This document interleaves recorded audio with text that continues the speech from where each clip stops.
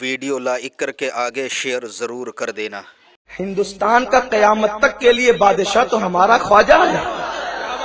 حکومت وقت یاد رکھے، یہاں تو کل دوسرا رہے گا، زمین ہندوستان کا راجا ہمارا خواجہ سدا رہے گا۔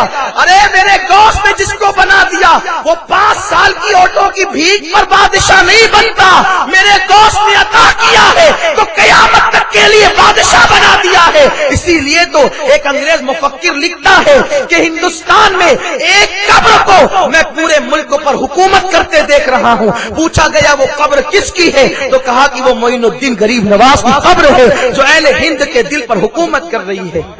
تو میرے دوست نے جب وہ کہا کہ میرا قدم ہر ولی کی گردن پر، خواجہ صاحب نے جھکا دیا، غریب نواز نے جھکا دیا۔ ایک صاحب تھے، بس اختتام کی طرف لے جاؤں، ایک صاحب تھے، ان کے مریدین کچھ زیادہ تھے، وہ عجب میں رہتے تھے، عجمی تھے، تو انہوں نے کہا وہ بھی ولی میں بھی ولی، میں ان کے لیے قدم جھکاتا، میں ان کے لیے گردن جھکاتا، ان کے قدم کے لیے میں گردن نہیں جھکاؤں گا۔ خراسان میں جو غریب نواز نے کیا وہ بھی میرے غوث نے دیکھا، اور عجم میں جو انہوں نے کیا وہ بھی دیکھا میرے غوث نے۔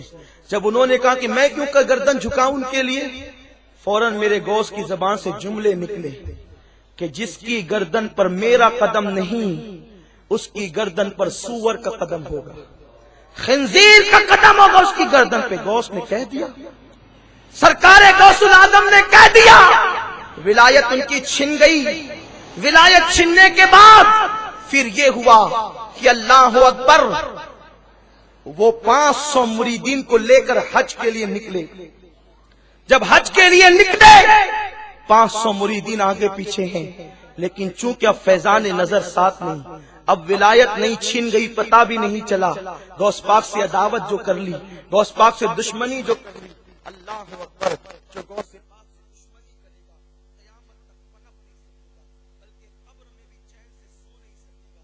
امام کہتے ہیں الاما خیر ہے اے غوث کو تیکھا تیرا، الاما خیر ہے اے غوث کو تیکھا تیرا، مر کے بھی چین سے سوتا نہیں مارا تیرا، مر کے بھی چین سے سوتا نہیں مارا تیرا۔ کاش کے لوگ میرے غوث سے عداوت نہ کرتے، ان سے نفرت نہ کرتے، ان کی عظمت کا انکار نہ کرتے۔ میرے پیارے آقا علیہ السلام کے پیارے دیوانوں، اللہ اکبر، میرے غوث نے کہہ دیا کہ جس نے میرا قدم نہ لیا اس کی گردن پر سور کا قدم۔ 500 مریدین کو لے کر کے حج کے لیے نکلے، اتنے مریدین تھے کہ صرف حج میں 500 جو آئے ہوں وہ اللہ اکبر، ان کے مریدین کتنے ہوں گے۔ لیکن جب نکلے ہیں تو راستے میں ایک جگہ پر خیمہ لگ رہا تھا، ایک لڑکی خوبصورت جو ہے وہ کسی عمارت پر کھڑی ہوئی تھی، مریدین خیمہ لگا رہے تھے، ان کی نظر لڑکی پر پڑی، لڑکی پر پڑی تو دل فریفتہ ہو گیا، کیونکہ جب دل میں خدا کی خشیت نہ رہے، عشق مصطفیٰ نہ رہے تو دل کہیں کہیں بہکتا ہے، دل کہیں کہیں بھاگتا ہے۔ اس لیے دل کو آوارہ ہونے سے بچانا ہے تو دل میں عشق رسول پیدا کرو، خشیت ربانی پیدا کرو۔ پھر یہ اس لڑکی کے قریب گئے اور جانے کے بعد کہتے ہیں اے لڑکی تو بڑی خوبصورت ہے، تو بڑی حسین ہے، میں یہ چاہتا ہوں کہ تیرے ساتھ نکاح کر لوں۔ لڑکی بڑی ہوشیار تھی، بناؤ سنگار دیکھ کر کے اور جسم کا خط و خال دیکھ کر کے اس نے کہا آپ میرے ابا سے بات کریں، آپ ابا کے بغیر میں کوئی جواب نہیں دے سکتی۔ لڑکی کے کہنے پر اس کے باپ کے پاس وہ پیر صاحب پہنچے، اور پہنچنے کے بعد اس کے باپ نے کہا دیکھیں آپ اجنبی ہیں اور اجنبی کو میں اپنی بیٹی کیسے دے دوں، ایک کام کریں کچھ دن تک کہ آپ قیام کریں، میں پہلے آپ کو دیکھوں گا، آپ کے چال چلن دیکھوں گا، اس کے بعد پھر فیصلہ کروں گا کہ میری بیٹی تمہیں دینا ہے کہ نہیں دینا ہے۔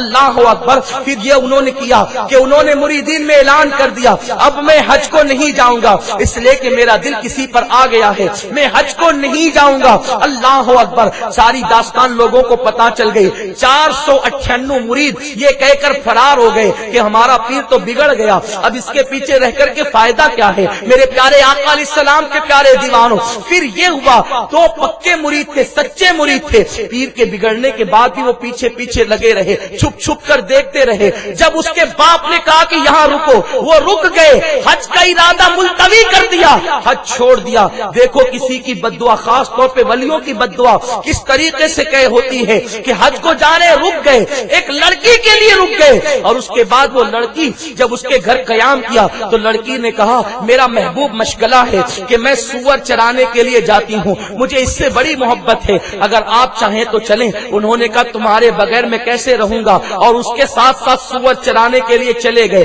اللہ اکبر، یہ دونوں مریدین چھپ چھپ کر دیکھتے، پھر انہوں نے یہ منظر بھی دیکھا، جب وہ سور چراتے تو سور جب تھک کر کے بیٹھ جاتے، وہ لڑکی اٹھا کر اپنی گردن پر رکھ کر کے لے کر چلتی، تو لڑکی کی محبت میں یہ کہتے تو نہ اٹھا، لا میرے پاس دے، اور اس کے بعد سور کو اٹھا کر اپنی گردن پر رکھتے۔ اس طرح غوث پاک کا قدم اپنی گردن پر لینے سے انکار کیا تو دنیا کو دکھا دیا گیا کہ سور کا قدم ان کی گردن پر آ گیا۔ اس کے بعد جب مدت ختم ہو گئی تو لڑکی کے باپ نے کہا اب آپ کا نکاح میری بیٹی کے ساتھ میں کر دوں گا، کل کے دن راہبوں کو بلایا جائے گا، پادریوں کو بلایا جائے گا، اور اس کے بعد رسم ادا کی جائے گی، تمہیں سور کا گوشت کھانا ہوگا، شراب پینا ہوگا، اور اس کے بعد عیسائی مذہب میں داخل ہو کر اس کے ساتھ نکاح کرنا ہوگا۔ محفل سج گئی، اور اس کے بعد بڑے بڑے راہب آ گئے، شہنائیاں بجنے لگی، ڈھول تاشے بجنے لگے۔ آج ایک مسلمان پیر جو ہے وہ مرتد ہوگا، عیسائی ہوگا، عیسائی مذہب میں داخل ہوگا۔ خوشیاں تھی، دونوں مرید چھپ چھپ کر دیکھ رہے تھے، روتے تھے، ہائے اب کیا ہوگا۔ پیر کے ایک ہاتھ میں سور کا گوشت ہے، دوسرے ہاتھ میں شراب کا کٹورا ہے، اب یہ شراب بھی پیے گا، اب یہ سور کا گوشت بھی کھائے گا۔ اللہ اکبر، اب ہمارا پیر مرتد ہو جائے گا۔ دونوں روتے ہیں، اللہ سے دعا کرتے ہیں مولا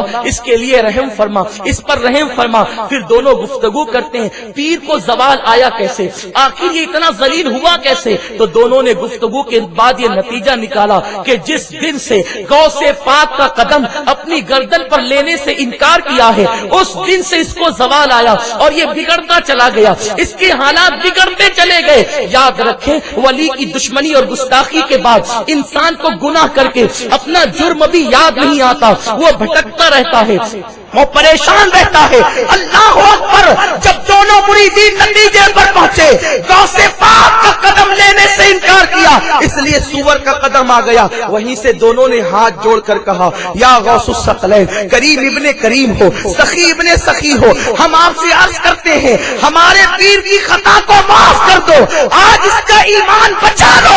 ہم وعدہ کرتے ہیں ہم اپنے پیر کو آپ کی بارگاہ میں لائیں گے، وہاں جو چاہے سزا دے دینا لیکن یہاں ایمان بچا لو۔ اللہ اکبر، میرے غوث کی شان یہ ہے، شیخ عبد القادر جیلانی فرماتے ہیں مجھ سے محبت کرنے والے اگر مشرق سے پکارے اور میں مغرب میں رہوں تو میں ان کی مدد کے لیے پہنچ جایا کرتا ہوں۔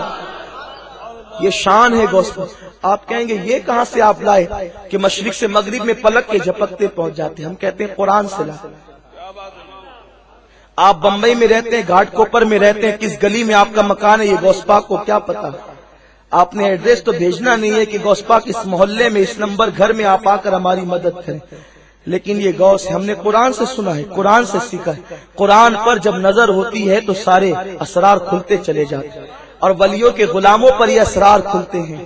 کیا آپ نے نہیں سنا حضرت سلیمان علیہ السلام نے تخت بلقیس منگایا تو کتنا لمبا فاصلہ تھا، پوچھا کہ کون لائے گا، آپ نے بار بار علماء سے سنا ہوگا کون لائے گا، تو ایک جن کھڑا ہوا ناپاک، اس نے کہا میں لاؤں گا، کتنے وقت میں۔ ویڈیو اگر اچھا لگا ہو تو